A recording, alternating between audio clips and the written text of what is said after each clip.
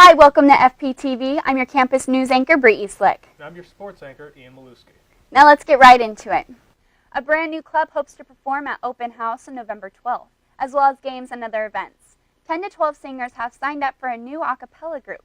Freshman Michael Matola, president, and Alex Wentworth, vice president, got the club approved by SGA in October. Auditions went well when they were hosted last month. There is a meeting that will be held on November 3rd about another day for auditions for anyone who missed the first round. The a cappella group currently only has one song planned to work on, which is a Star Spangled Banner. Their practices occur on Thursday nights with a possibility of a Saturday afternoon rehearsal as well. The singers will be split into different vocal groups based on their pitch ranges. From that, every member of the group will be allowed to suggest songs for the group to practice and eventually perform. Matola said, "We want it to be fun and interactive."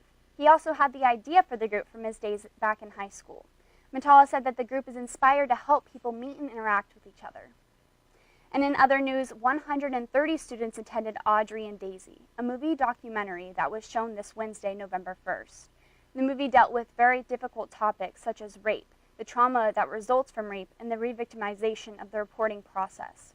The event was held by Franklin Pierce's Sexual Assault Response Team, or SART, in conjunction with Men Empowering for the Greater Good of America, or MEGA. In previous years, SART showed The Hunting Grounds, a movie that discusses the problem of rape on campus. Joe Bassett, director of SART, said that the team decided to show a difficult movie because they believed that Audrey and Daisy would show a more personal experience. The Hunting Ground is very informative and shares many statistics, but it tends to generalize rape, while Wednesday's movie showed intimate stories from specific individuals. Kat Doherty, director of Residential Life, said that Audrey and Daisy deals with two main topics, both of which are important to discuss on our college campus. One is alcohol use and how it relates to sexual assault, and the other is unique to this year's film, is the victimization that occurs after reporting it. In Audrey and Daisy, the victimization takes a form of cyberbullying by the girls' townsfolk and peers. There was a follow-up discussion on Thursday, November 2nd at 10 p.m. in the Monadnock Lounge. Anyone with questions or concerns they wish to discuss with someone can contact Outreach Education and Counseling on campus or the Monadnock Center for Violence Prevention.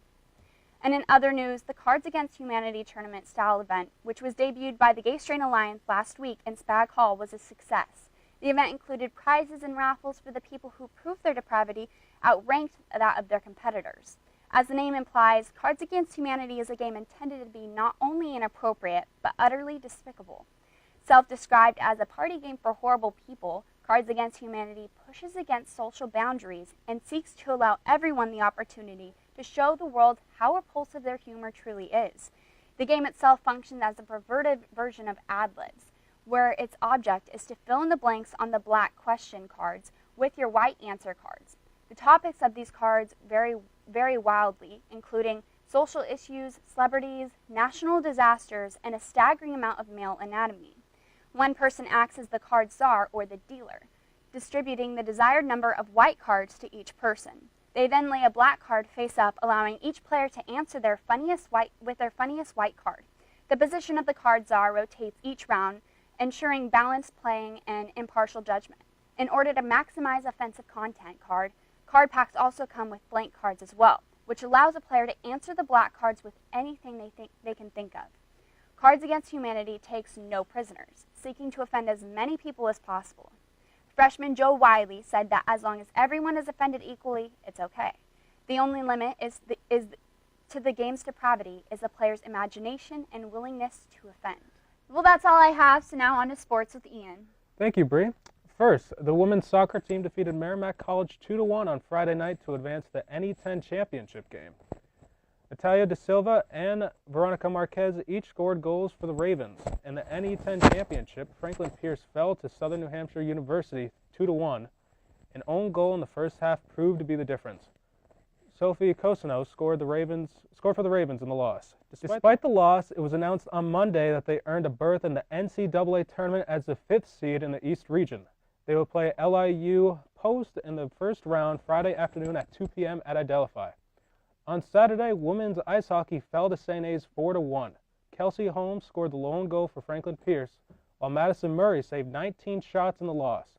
The Ravens stay home to play St. Michael's on Friday and Saturday. Game time will be 7 p.m. on Friday and 2 p.m. on Saturday. Tonight, men's ice hockey fell to Worcester State 4-3. Daniel Wilcox, Alex Lester, and Jonathan Beausolone each scored for the Ravens, and Tom McGuckin stopped 22 of 26 shots in the loss. Franklin Pierce heads to Fitchburg State on Tuesday before returning home to face St. Michael's on Saturday at 7 p.m. And now on to weather. Welcome to weather. Let's get into what this week is going to look like. This week there's going to be a bit of a colder feeling, more like winter than fall. Digging a little deeper, tomorrow is going to be overcast with a high of 44 in the morning and a low of 20 at night. Later in the evening, there's a possibility for some frost and increasing clouds towards the later hours of the night. Thursday is going to be chilly and a low of 35 with a high of 45, but the sun will remain shining in the sky with only partial clouds. As we move into the weekend, Friday will be chilly with a high of 50 and a low of 30. In the late afternoon, there's a 50% chance of rain, but the showers will be scattered throughout the night. The rain will continue on until Saturday with some rain showers in the early morning and overcast skies later in the day. The high will be 40 and a low of 29 degrees. That's all I have for weather. Now let's go back to the desk. Now that's all we have. Thank you for tuning in to FPTV. We'll see you next week.